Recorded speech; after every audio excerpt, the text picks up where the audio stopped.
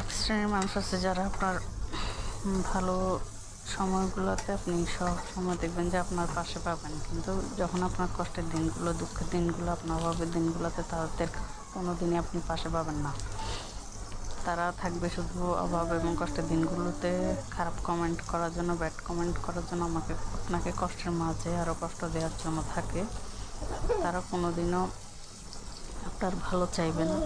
তারা সবসময় চায় কি আপনি কষ্ট থাকেন, আর ওনারা হাসবে, খেলবে, মজা নেবে। আর যখন দেখবেন যে আপনি আপনার যোগ্যতার উপরে উঠছেন, আপনি ভালো আছেন, আপনি সুখে আছেন, আপনি উন্নত লাইফ লিড করছেন, তখন ঝুঁকি মারবে আর সবসময় আসবে আর হিংসা করবে, পেছনে পেছনে ঘাঁটবে। মা, ওর তো এখন ভালো ইনকাম করো, ও তো এখন ভালোই আছে, ভালোই তো কামাচ্ছে, এখন তো সুখেই আছে মা। এইগুলো হচ্ছে যে কি এক্সট্রিম মানুষ। যখন আপনি দুঃখ কষ্ট থাকবেন তখন আপনাকে নিয়ে হাসি তামাশা করবে, ঠাট্টা করবে, আপনাকে পাত্তাই দিবে না, আপনাকে গুরুত্ব সহকারে দেখবে না, আপনাকে নিয়ে হাসি তামাশা করবে। আর যখন সুখে আছেন তখন আপনাকে নিয়ে হিংসা করবে, চর্চা করবে, গিবত করবে, আপনাকে নিয়ে বদনাম করবে, আপনাকে নিয়ে কানাঘুষা করবে, আপনাকে মানসিকভাবে শান্তিতে থাকতে দিবে না। মা টাকা পয়সা আছে, এর জন্য এটা করে না কেন, ওর জন্য এটা করে না কেন, ওকে এটা দেয় না কেন, ওর জন্য এটা করে না কেন। অথচ দেখবেন যে আপনি পেছন ফিরে তাকান, আপনি যখন বিপদে পড়ছেন তখন এরা আপনার 2 পয়সার কাজেও আসে নাই। আপনি বিপদে পড়লে আপনার মা, বাবা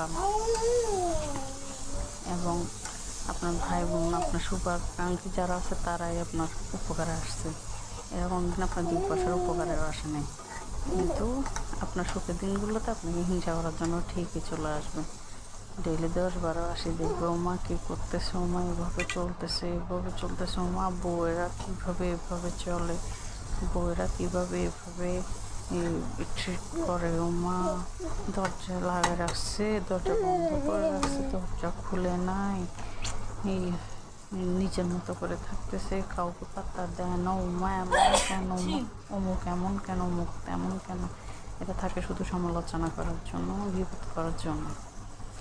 এই ফেসবুক আর ইউটিউবে যদি ওদের ছবি দেখে ওদের গুণা হয়ে যাবে, কিন্তু ওরা যে সারাক্ষণ মানুষের বদনাম করে, মানুষের গিবত করে বেড়ায়, মানুষের একজনের কথা আরেকজনের কাছে যাইছে যে বদনাম করে, মানুষের সংসারে অশান্তি করে, মানুষকে মানসিকভাবে শান্তিতে থাকতে দেয় না, মানুষের মানসিক শান্তি নষ্ট করে, তাতে কিন্তু ওদের কোনো দোষ হয় না। শুধু একটা মানুষ ফেসবুকে যদি কাজ করে সেটাও ওদের চোখে লাগে, ইউটিউবে কাজ করলে এটাও ওদের চোখে লাগবে, নিচের স্তর